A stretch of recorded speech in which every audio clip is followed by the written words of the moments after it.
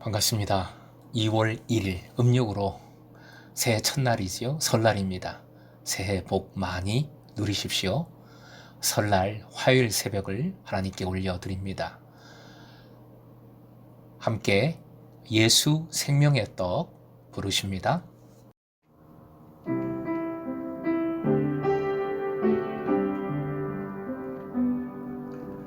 예수 생명의 떡 배고픔 전혀 없겠네. 예수 생명의 산 목마름 전혀 없네. 예수 생명의 떡 예수 생명의 떡 배고픔 전혀 없겠네. 예수 생명의 산 목마름 전혀 없네.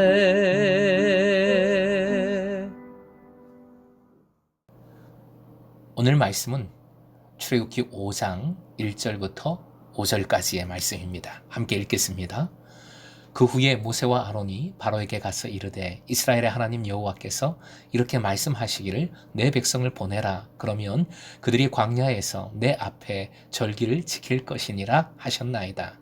바로가 이르되 여호와가 누구이기에 내가 그의 목소리를 듣고 이스라엘을 보내겠느냐. 나는 여호와를 알지 못하니 이스라엘을 보내지 아니하리라.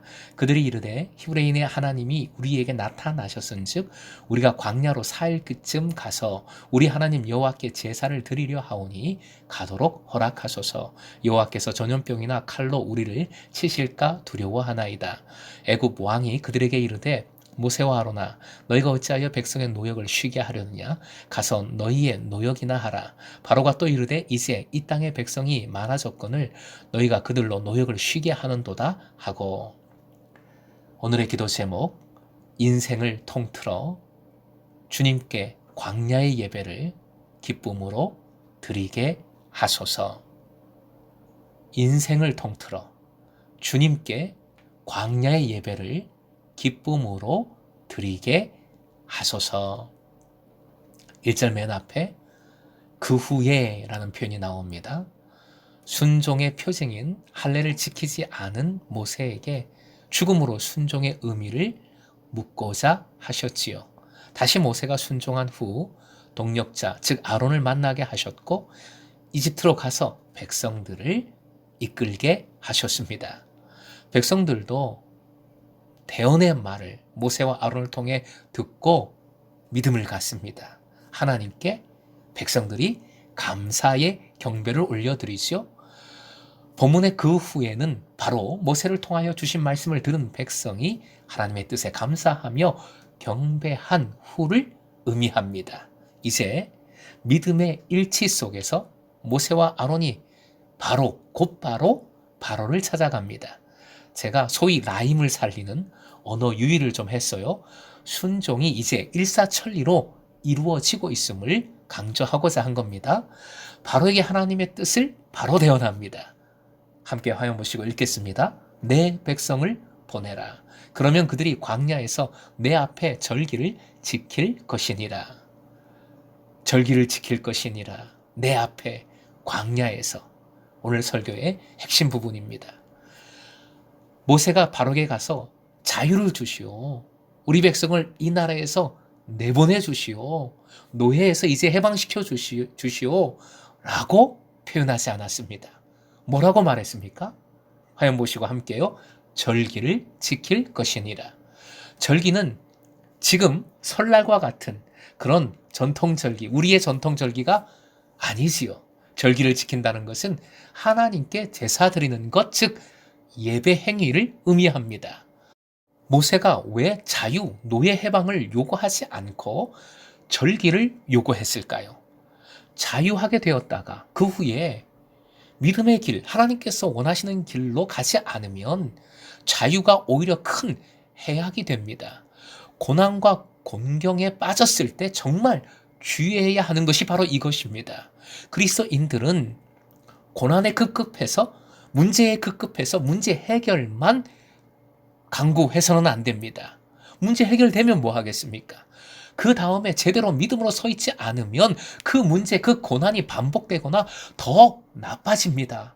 그때는 복도 독이 됩니다. 그러니 그리스도인들은 궁극적인 것을 구해야 합니다. 그 궁극적인 것, 그것을 가리켜 비전이라고 말합니다. 화면 보시고 함께요. 시작. 문제 해결을 구하지 말고 비전을 구하라. 왜 비전이 중요합니까? 첫째, 문제를 그저 문제로 보고 그 문제에 빠지지 않을 수 있습니다. 둘째, 비전을 보는 것은 어두운 상황 속에서도 빛을 주시는 하나님을 바라보게 합니다. 셋째, 비전은 소망을 봅니다. 원대한 소망으로 힘든 현실을 이겨낼 수가 있습니다. 넷째, 나쁘든지 좋든지 언제든지 비전을 바라볼 때 언제나 주님의 길을 가게 됩니다. 특히 공동체의 리더들이 이 비전을 가지고 붙들고 있어야 합니다. 확고한 비전 의식을 가지고 있어야 합니다. 궁극적 리더이신 하나님께서 오늘 말씀을 통하여 직접 그리스도인들의 비전을 제시해 주고 계십니다. 비전 중에 가장 근본적인 비전이 바로 절기를 지키는 것, 즉 예배인 것입니다. 예배도 다 같은 예배가 아닙니다. 그냥 함부로 드리는 것이 예배가 아닙니다. 어떤 예배가 진짜 비전, 진짜 예배인가가 정말 중요하겠지요. 본문은 바로 이것을 우리에게 알려줍니다. 어떤 예배가 진짜 예배인가? 첫째, 3절, 5절 반복해서 나오는데 주연절기에 정말 강조했지요. 화면 보시고 함께 읽겠습니다. 광야에서의 예배. 이집트는 모든 것이 풍성한 곳입니다. 그런데 그곳을 나와 광야로 가겠다는 것입니다. 광야는 아무것도 없어요. 이는 비운 상태로, 내려놓은 상태로 예배함을 의미합니다. 내 생각, 내 몸, 내 손도 광야로 만들겠다는 것입니다. 그렇게 광야로 만들라 명하신 겁니다. 오직 주님만 바라보는 믿음과 그 간절함을 광야가 상징합니다. 둘째, 1절에 나오는 표현, 내 앞에, 즉 하나님 앞에입니다. 예배는 하나님 앞에 서 있는 체험입니다. 하나님께만 예배하는 겁니다. 내 감정 앞에, 사람들 앞에, 주보 앞에, 예배 순서 앞에, 찬양대 앞에, 기도 앞에 다 아닙니다. 어떤 것도 내 앞에, 예배자의 앞에 설 수 없습니다. 오직 하나님 앞에 예배자는 서는 겁니다. 하나님만 바라보는 것이지요. 세 번째, 진짜 예배는 감사와 기쁨의 예배를 드리는 것입니다. 화면 보시고 함께요. 감사와 기쁨의 예배를 드리라. 절기를 지킨다라는 것은 원어로 한 단어인데 하가그라는 동사입니다. 이것은 원을 돌면서 춤을 추다라는 뜻을 가지고 있어요. 영어로는 hold a feast, 축제를 열다입니다. 예배가 축제라는 겁니다. 즉 감사와 기쁨의 잔치가 진짜 예배라는 것이지요. 거룩하다. 거룩함을 많은 교회가 유교적 엄숙주의로 변질시켰습니다. 그저 조용하고 그냥 가만히, 그런 모습은 예배도 거룩도 아닙니다. 거룩이란 하나님을 기뻐하는 것이며 하나님 안에서 춤추는 것입니다. 화면 보시고 함께 읽겠습니다. 거룩이란 하나님을 기뻐하는 것이며 하나님 안에서 춤추는 것이다. 가장 거룩한 예배가 느헤미야 8장에 나와요. 성전 수축을 마치고 온 백성이 선정수문에 모여 예배드리는 장면이 나옵니다. 백성들이 감격해서 눈물을 흘릴 때 그때 느헤미야가 울지 말라 하면서 유명한 말씀을 선포했어요. 느헤미야 8장 10절 함께 읽겠습니다. 여호와로 인하여 기뻐하는 것이 너희의 힘이니라. 예배는 기뻐하는 것입니다. 마지막으로 2절에 나오는 또 한 가지 중요한 표현, 화면 보시고 함께 읽겠습니다.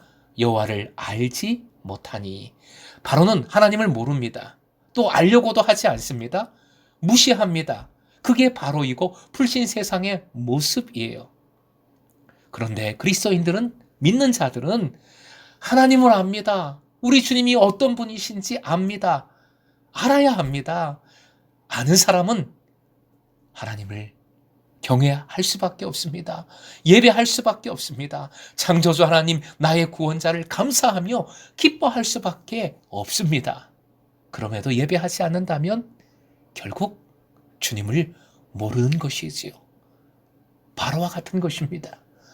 금성의 제자들은 바로의 인생이 아니라, 바로의 고집이 아니라 내 인생을 통틀어 광야적 결단으로 오직 하나님 앞에서 예배함으로 예배자의 복을 풍성히 누리시길 주님의 이름으로 축원드립니다.